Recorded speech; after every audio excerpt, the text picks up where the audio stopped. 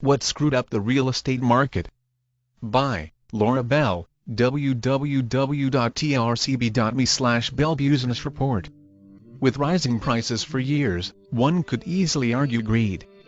Then there were the financing agents who were determined to get folks into homes despite all odds. The forces involved in this particular market are in a mess. Sellers should have taken a hint when their properties started staying on the market for months that things were changing. No, they continued to expect that some sucker was going to come along and pay the outlandish price. Agents were also stepping over the line and not wanting to deal with change. The demand had diminished and the supply was overloaded. Market forces were at play. The problem was, and still is, that the players are in denial and think for some reason they are so special that their wants can override economic principles. Newton never did figure out how to make the apple not fall off the tree. Economic principles cannot be overridden either. When the forces of supply and demand are out of whack, there is going to be a problem. Houses are staying on the market and the statistics for foreclosures are at all-time highs. Here is what is going to have to happen. Your article could be in this broadcast. Visit trcb.com to find out how. Those prices are going to go down. I know buyers want to show a profit when they sell. They are going to have to wait until the prices start creeping up again, refinance if necessary, or lease the house and move on. The biggest culprits in all of this are the mortgage brokers who put people in homes who had no business ever landing financing. This became an acceptable practice in the mid-80s when fixed interest rates were so high, normal working people doubted they would be able to buy a home. I was covering the industry the year that law passed in the California state legislature. I interviewed the assembly leader at the time who thought the idea awful. As he put it, "I don't know about you, but I don't have a variable income."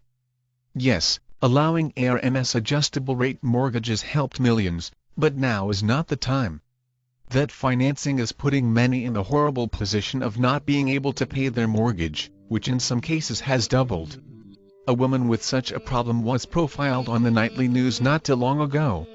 Then, there were the subprime rate loans.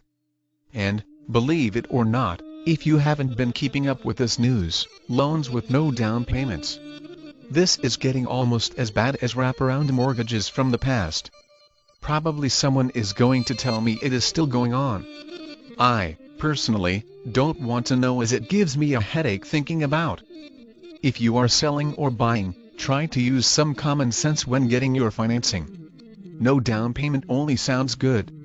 What it does is give you a financing package where you will not be developing equity. If you want to refinance, for instance, if things are getting bad, it can happen. Refinancing is based on equity. Don't accept a financing package which has you paying 50% of your income on a mortgage. The guideline used to be 25%. And, whatever you do, do not sign up for a variable rate mortgage. Wait until the market improves and your income allows you to get a reasonable common sense packaged loan. Will owning a home ever be a valid investment again? Of course, if one uses common sense and doesn't panic and sell when prices are falling. Also, keep in mind that most investments don't offer you the benefit of a place to live while a return on your investment. Real property always has a potential for being a good investment. But maybe, not right now.